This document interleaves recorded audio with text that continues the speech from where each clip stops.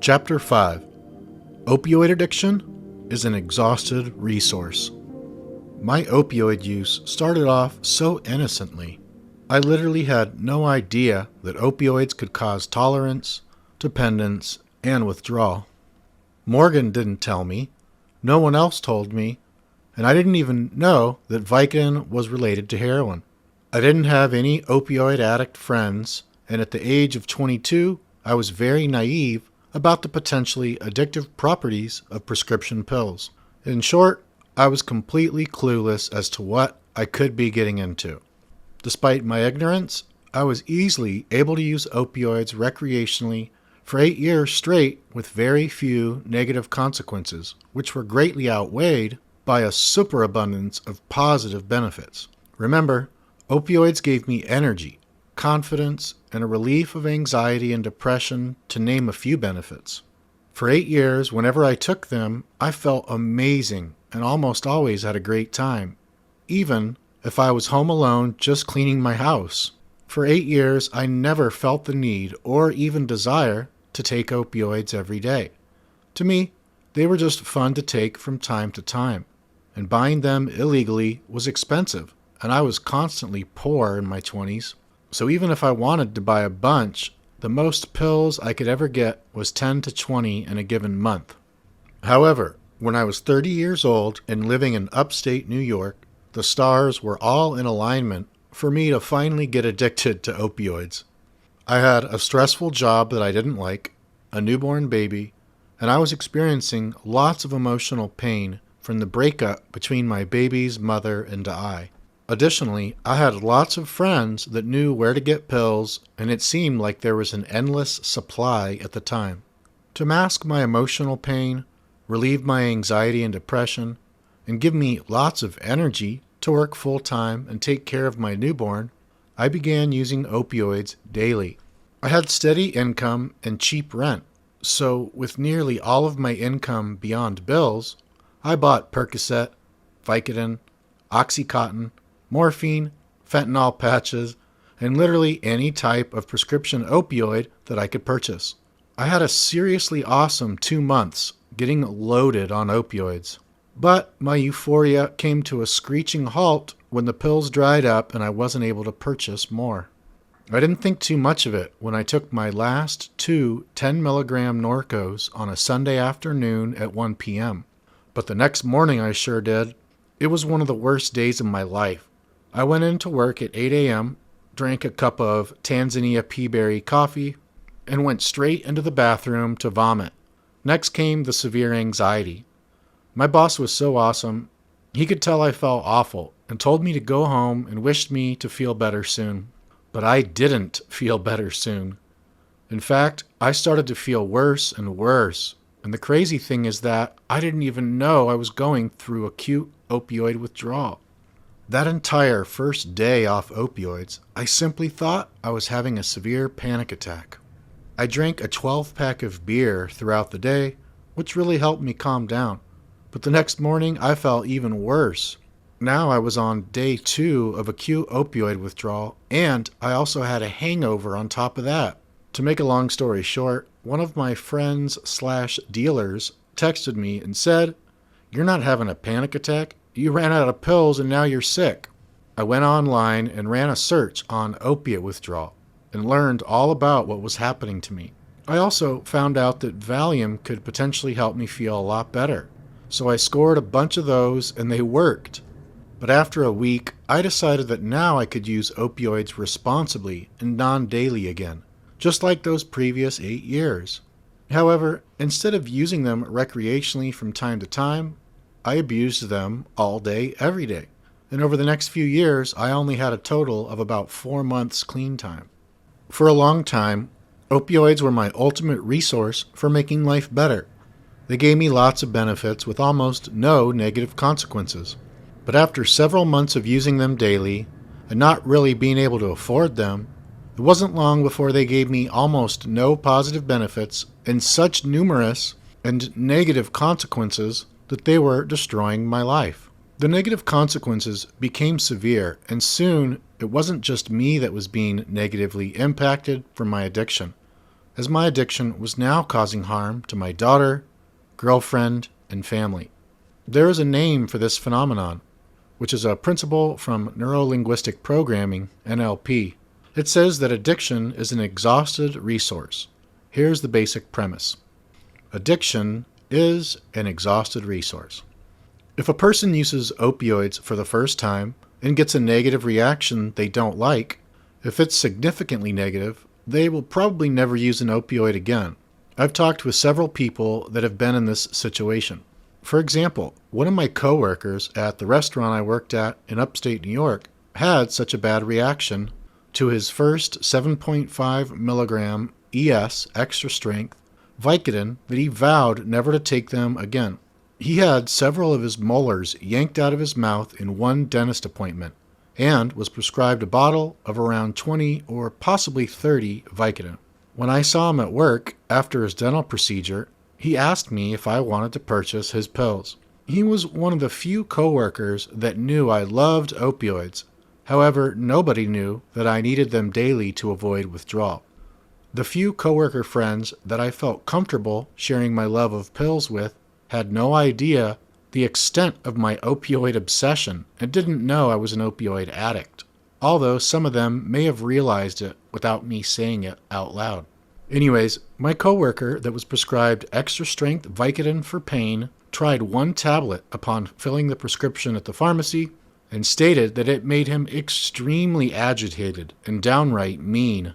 He stated that he couldn't mellow out one bit and was a total asshole to his wife until the Vicodin finally wore off many hours later.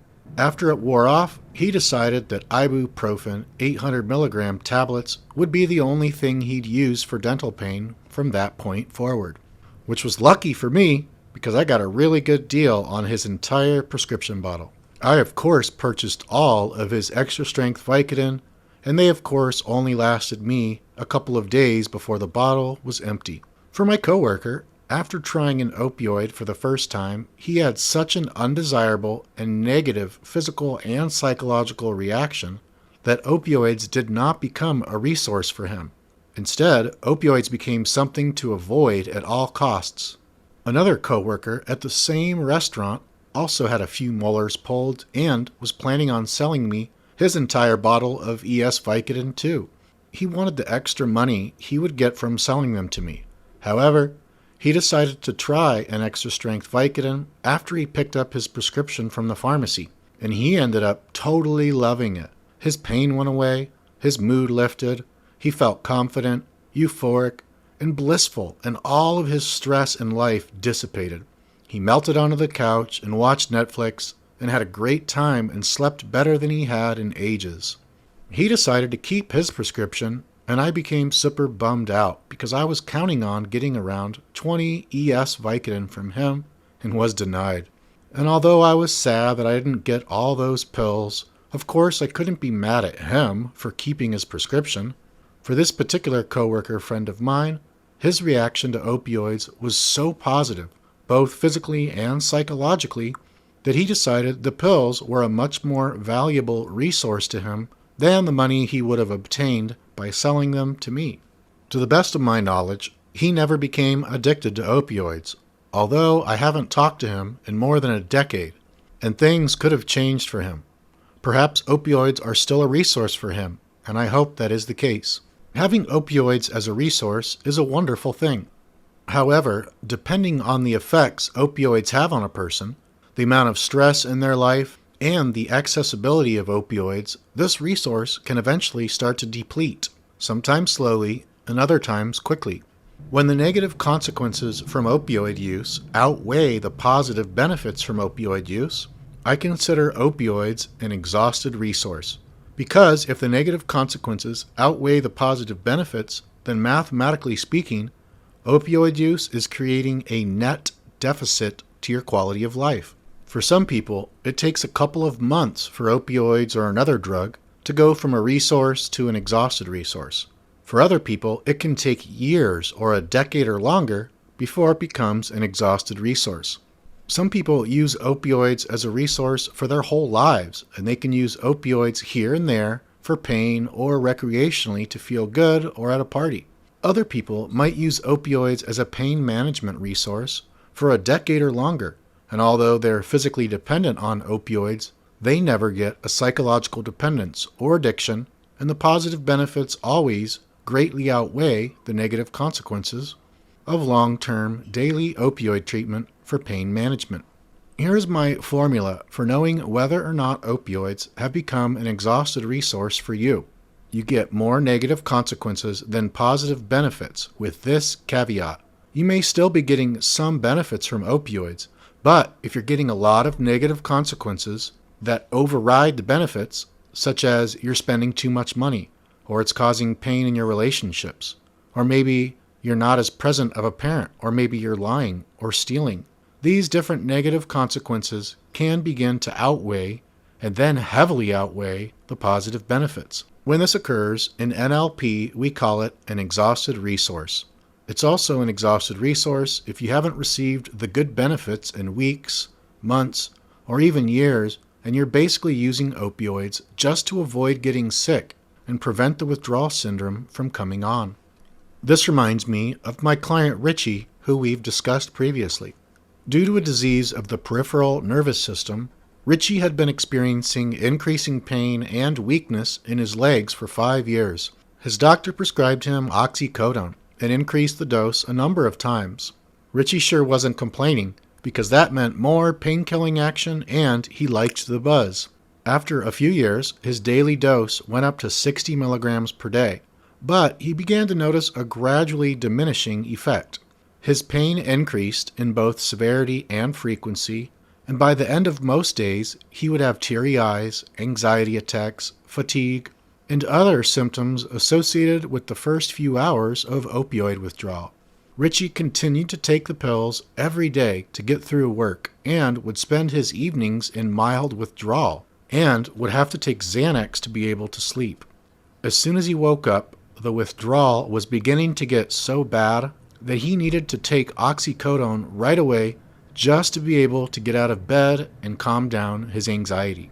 Richie's opioid treatment for chronic pain started off as a valuable resource that enhanced the quality of his life in many ways, as oxycodone was helping him to feel much better physically and psychologically.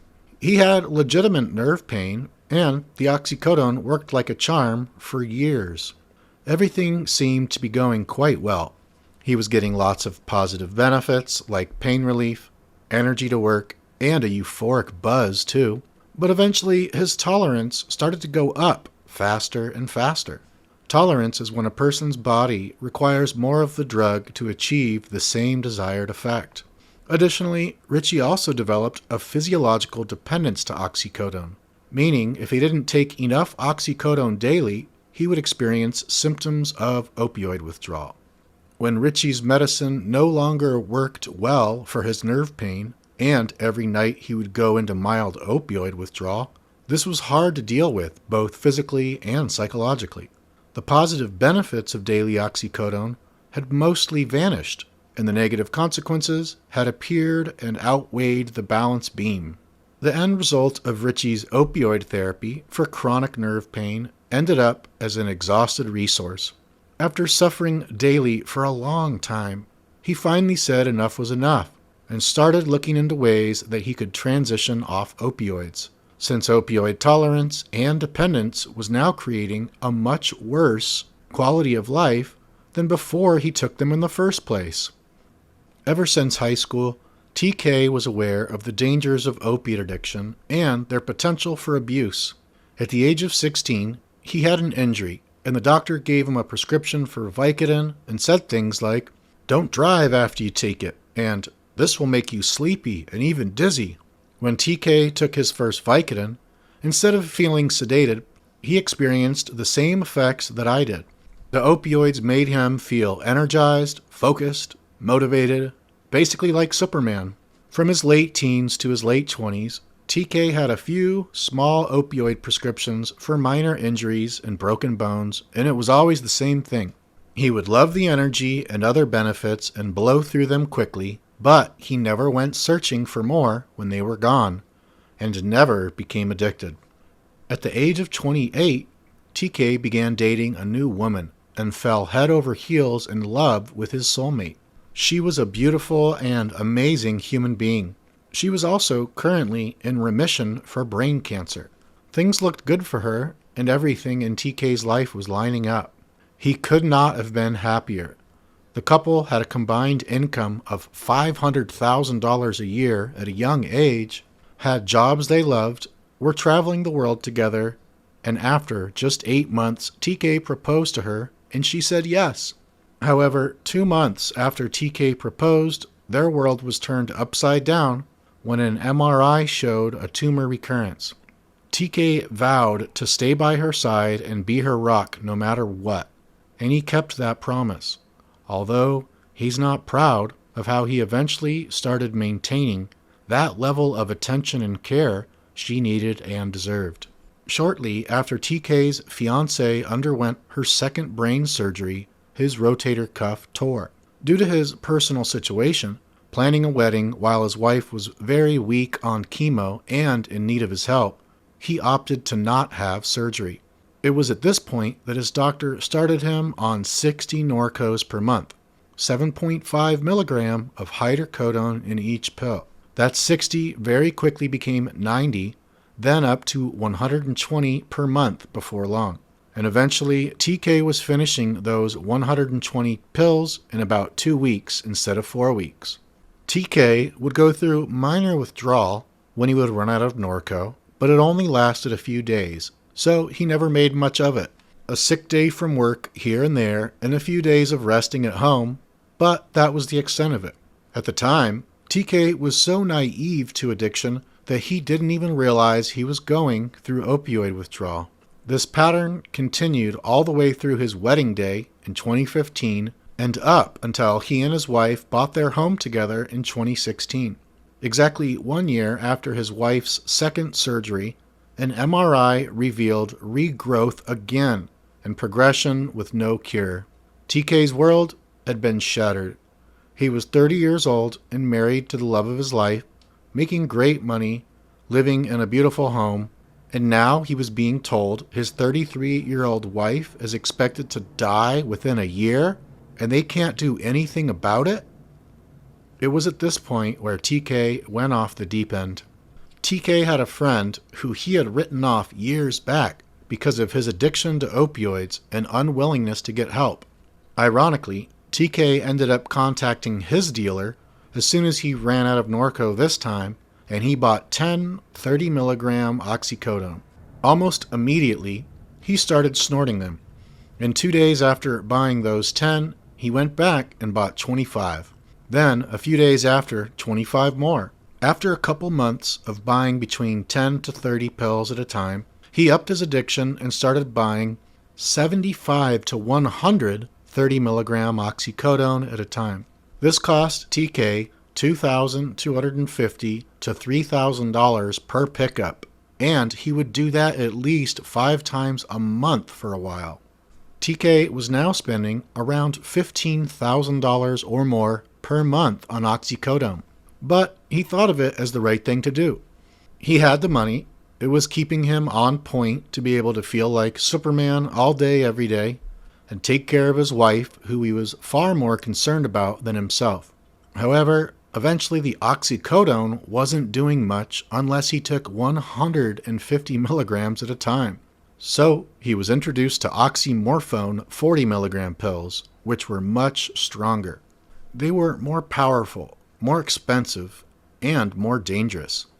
At this point, TK was not able to function whatsoever unless he had at least 10 to 15 30 milligram oxycodone or 5 to 6 40 milligram oxymorphone in his possession. So his routine became wake up, pick up, work from home while taking care of his wife and dogs. 6 months after the third surgery, it was time for a fourth, after which TK and his wife were told they weren't able to remove all of the tumor, and it had spread to the brainstem. TK was devastated and said to himself, quote, "So I am supposed to sit here at 31 years old and just let her die?" End quote. After hearing this news, TK's addiction accelerated even more than before. He was snorting upwards of 500 milligram of oxy per day and not even feeling the Superman-like benefits from before. But he had to use that much just to feel normal. TK started researching alternative treatments, holistic healing, new doctors, and more. He was an absolute machine of a caregiver, so he was able to overlook his addiction because he knew he was going so far above and beyond to try and save his wife's life. He knew he had a problem at this point, but felt like it just wasn't worth stopping because he had other priorities.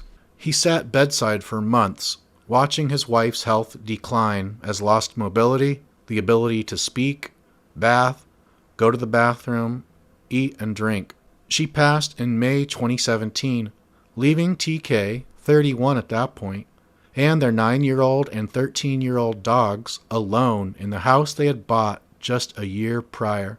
The next few months were a complete blur, as TK was thrown into the fire, having to write his wife's obituary, coordinate her funeral, deliver the eulogy at her funeral, bury her, and close out her entire estate, dealing with attorneys, the state, and the IRS.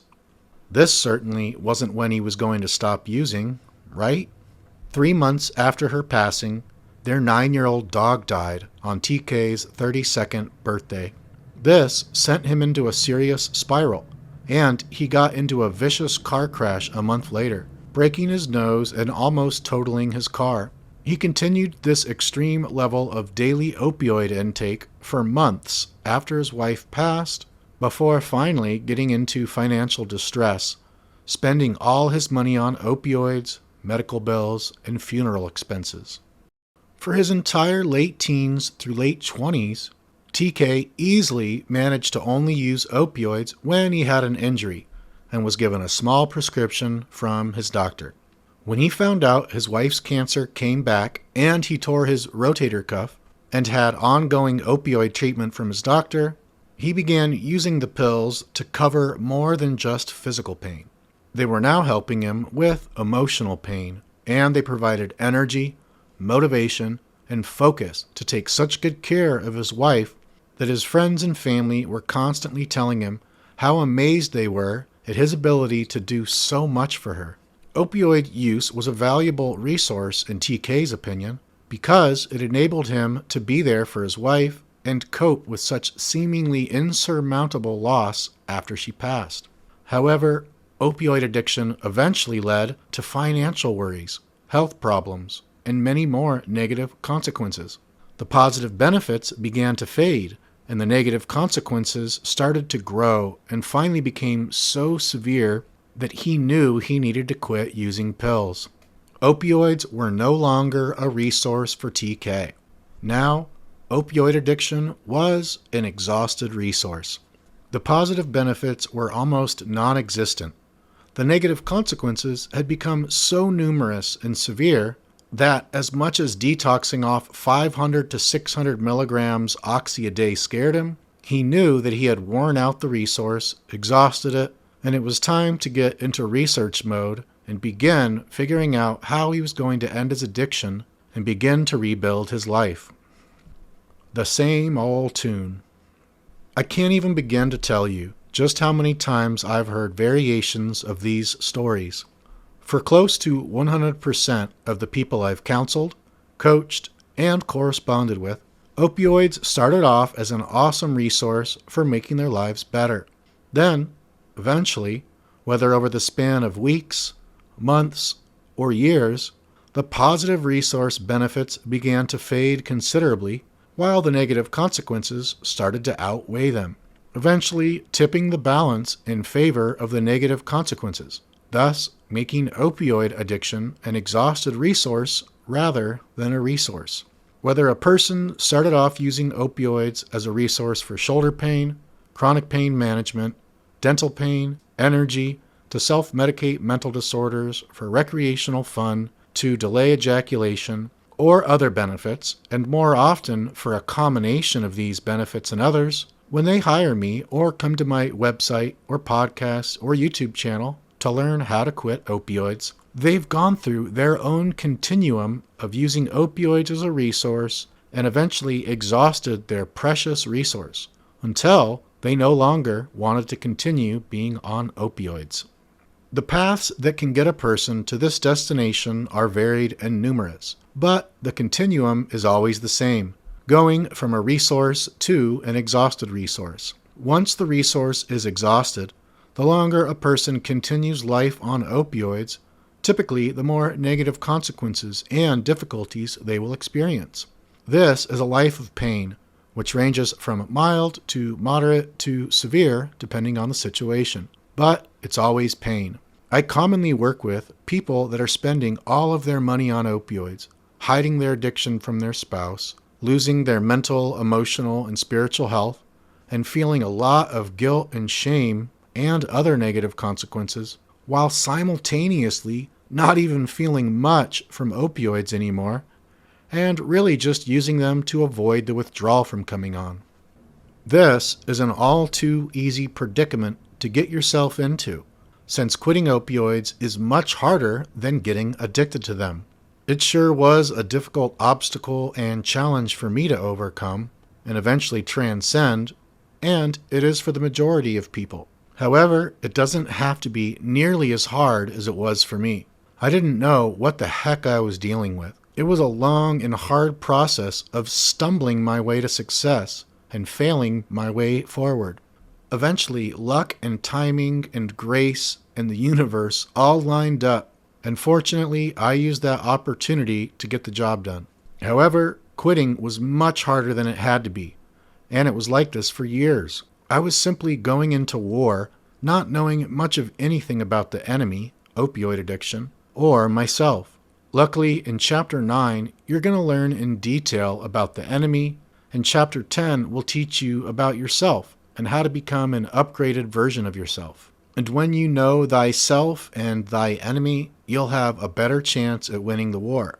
But for now, let's talk about another missing puzzle piece, because a main reason so many people with opioid addiction, an exhausted resource, are still addicted despite their best efforts is not entirely their fault.